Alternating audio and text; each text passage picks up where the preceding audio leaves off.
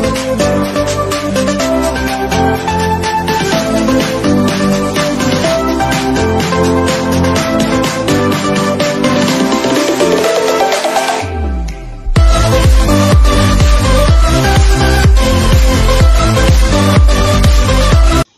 guys! For today's video, tayo naman ay gagawa ng isang Mexican dish.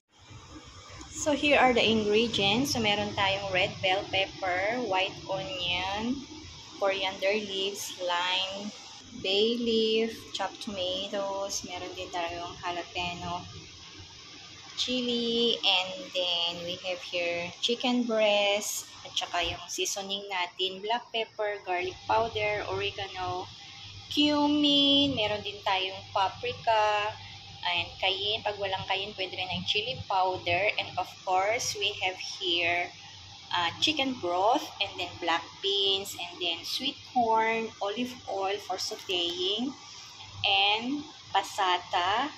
At itatoppings natin mamaya ay ang chopped avocado, shredded cheese, yogurt or sour cream, and then side dish natin ay ang tortilla chips, multigrain, medyo mas healthy, and then of course meron tayong tomato salsa.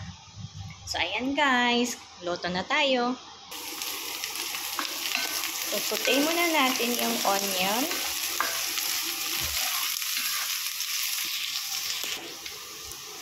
Next is the garlic.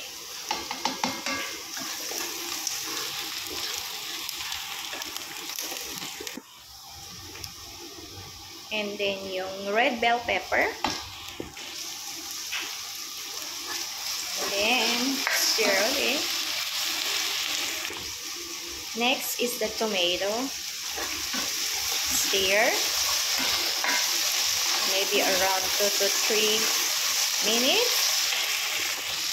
After 2 minutes, lagay na natin ang bay leaf.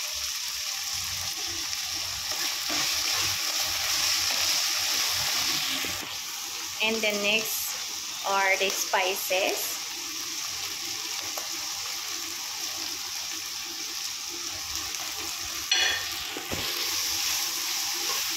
Stir natin siya. It smells so good, guys.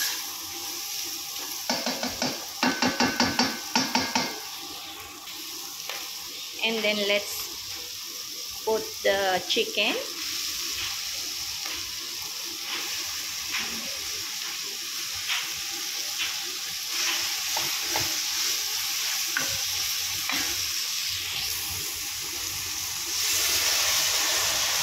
And then, lagay natin ang chicken stock. Next is this. It's 200 grams of passata.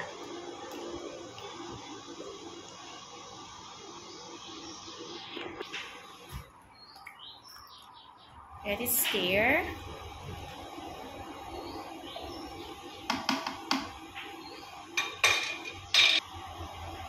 And then, let's cover. And let's cook for a while.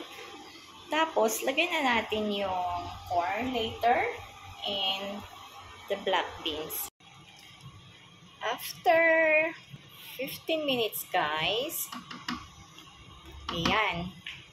Let's take out the chicken. Tapos, i-shredded natin siya mamaya. There you go.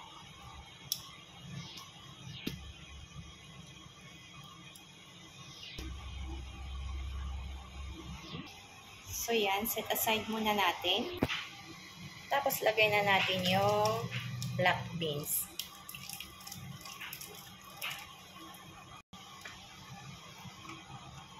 Yan.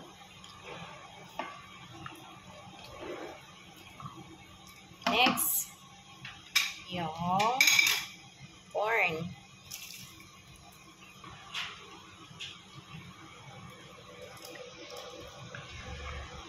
Let it simmer again. Takpan ulit natin. So, ayan na. Na-shredded na yung chicken. Ayan. It's almost ready, guys. Yun, no? So, after 20 to 30 minutes, ayan, ready to serve na, guys. So, here it is.